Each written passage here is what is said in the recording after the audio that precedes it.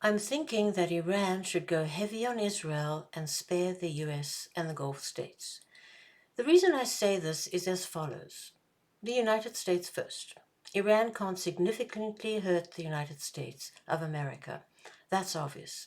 Our Epstein elites running their mouths and running this war are immune to morality, decency, to fairness, and to the costs of their unending, insatiable aggression. You should know, incidentally, that the crime of aggression is considered the supreme crime in international law. The natural law and those who are interested in the libertarian law, you should know they are agreed.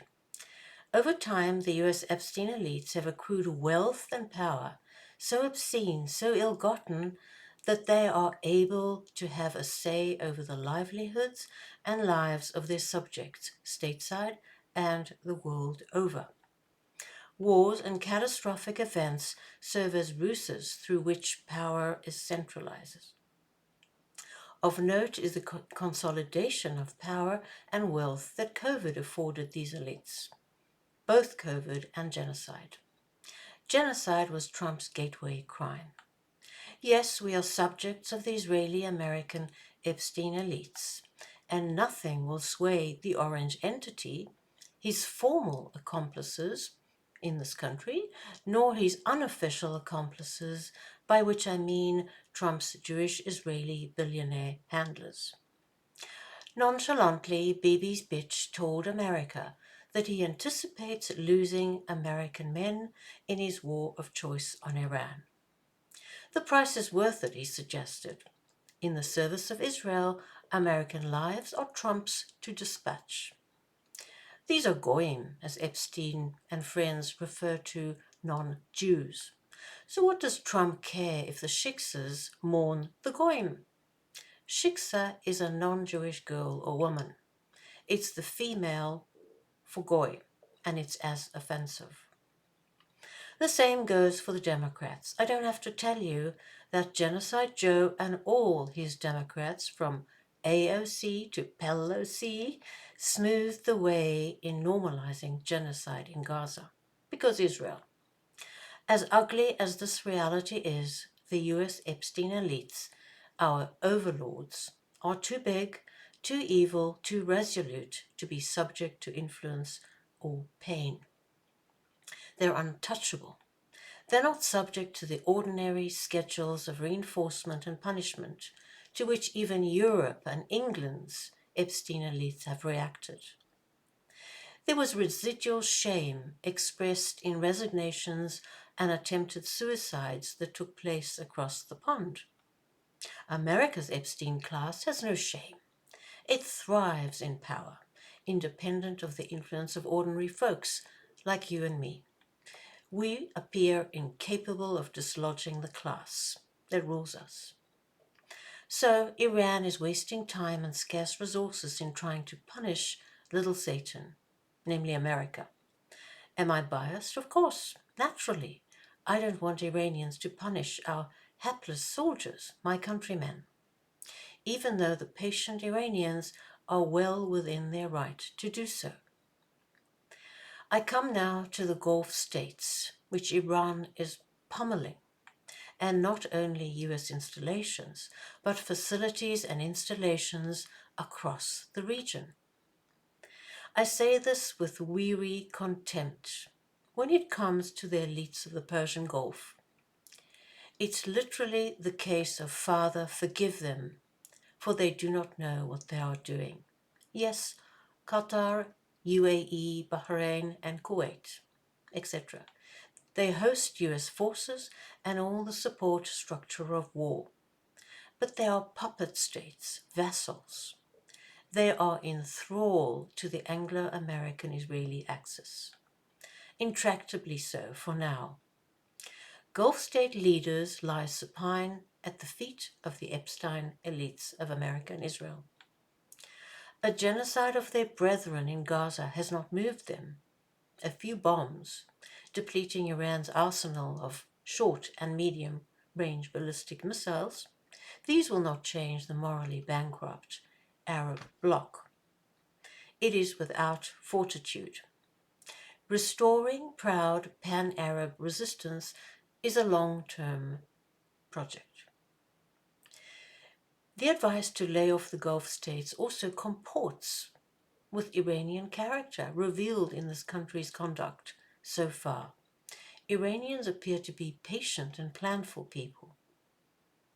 Moreover, there might be some leverage and goodwill generated for Iran in forgiving its foolish dictator neighbors, especially since the people of the Gulf states are with Iran and Palestine. For maximum impact, scarce resources are better deployed against Israel. First, going all in against Israel is just. Israel is responsible for the wars of aggression on Iran and the region. Israel's trademark terrorism, psychological and military operations, is aimed at eliminating Iranian sovereignty and unity. Plainly, Israel wants to dissolve the Islamic Republic. Since Iran has always supported the Palestinians, always helped the resistance, Israel wants to ensure Palestine ceases to enjoy this crucial backing. Iran, for the most, is being punished for its support for the Palestinians. As Israel sees it, the Arab Peninsula and the Levant must bow not to Mecca and Medina, but to the mad dog Medina. Medina is country in Hebrew. Regional submission is achieved by reducing the region to rubble on any pretense and at every turn, and making it utterly dependent financially on America, which itself, as we now know, is in thrall to Israel. American blood and treasure are enabling and subsidizing Israeli evil. At bottom, Israel doesn't want educated, erudite neighbors, equals with whom to make magic in the region. Israel wants subjects they can sanction and slaughter into submission. It's in the nature of the beast. Israel is never a peacemaker, it's an annihilator. Vampiric Israel has already vowed to murder the successor of Iran's spiritual leader. If not taught a lesson, this pox upon the nations will continue murdering little girls like Zara, the granddaughter of the late Ayatollah Khomeini, martyred alongside her grandpa. The 1979 Iranian Revolution took decision-making away from Tel Aviv and returned it to Tehran. Israel wants to reverse that.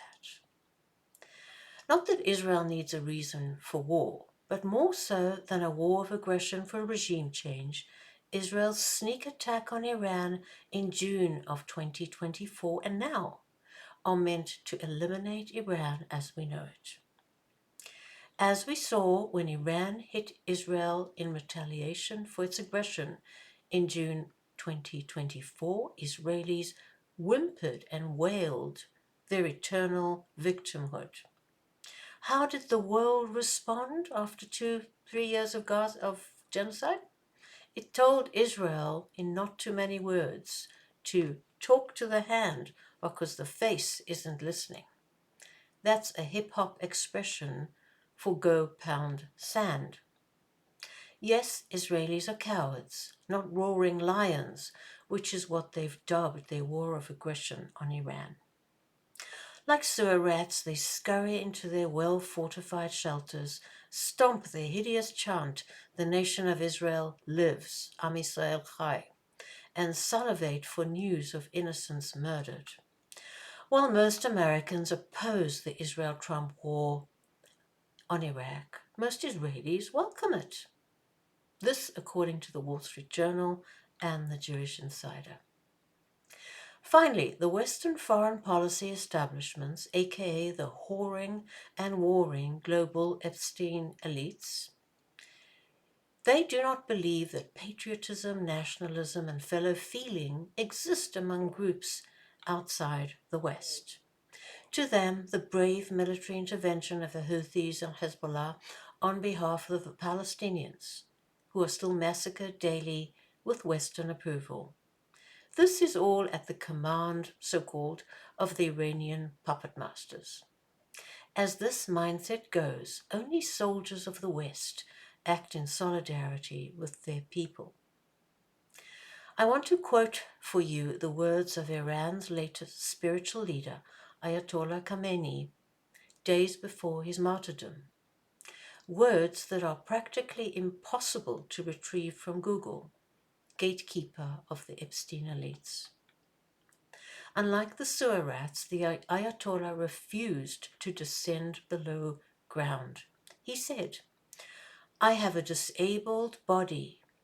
I have a little bit of dignity which you, the people, have given me. I put all this on the line, ready to sacrifice everything for my faith and for my people." He then led the crowd in prayer. Contrast the Ayatollah's transcendent message with the words of the degenerate in DC on Saturday last.